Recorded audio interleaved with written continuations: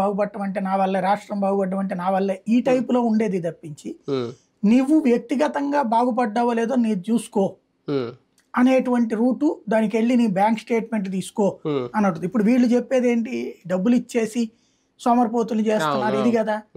లేదు నేను నీ వల్ల నువ్వు బాగుపడటానికే ఇచ్చాను, నువ్వు బాగుపడ్డావు చూసుకో అని చెప్తున్నాడు.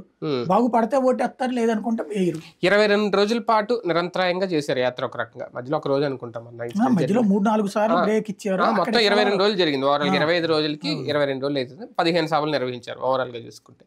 అయితే అందులో ఒక మరకలుగా చూడాలా, కర్నూలులో జరిగిన చెప్పుల దాడి కానీ, లేదంటే ఇక్కడ జరిగిన రాళ్ల దాడి కానీ, లేదా ఆయన మీద ఉన్న తీవ్ర వ్యతిరేకతగా పరిగణనలో తీసుకోవాలా? కర్నూలు చెప్పుది అది తెలుగుదేశం వాళ్ళు చూపించారు, అది వైసీపీ చూపించలేదు. వాళ్ళు ఏమన్నారంటే అది మార్ఫింగ్ చేసి పెట్టారని చెప్పారు. దాన్ని ఆర్టిఫిషియల్ ఇంటెలిజెన్స్ లో మార్ఫింగ్ చేశారన్నారు. ముందుంటే కేసు పెట్టేవాళ్ళు కదా, పట్టుకోలేదంటే అక్కడ ఇష్యూ లేదు. అది లేదా అక్కడే ఉండి ఉతికేస్తారు కదా, ఎవడేసాడు ఊరుకుంటారు అక్కడ. కాబట్టి లేదు. ఈ రాయిదంటారా, ఆల్రెడీ అటెంప్ట్ అనే కేసు నడుస్తుంది కదా, ఈ మరకలు అనుకోవడానికి ఏముంటది.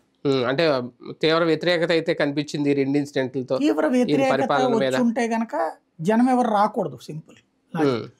రెండవది కొన్ని చోట్ల తన ఫెయిల్యూర్ కూడా అక్కడ కనబడుతుంది. మంచినీళ్ళది బిందెలు పట్టుకుని రోడ్డు మీద ఆపి అడగటం, ఖచ్చితంగా అది నువ్వు వచ్చి కూడా ఏం చేయలేకపోయావు, చంద్రబాబు ఏం చేయలేదు కాబట్టి నిన్ను అనుకుంటే నువ్వు కూడా మాకేం చేయలేకపోయావు అని చెప్పారు వాళ్ళు.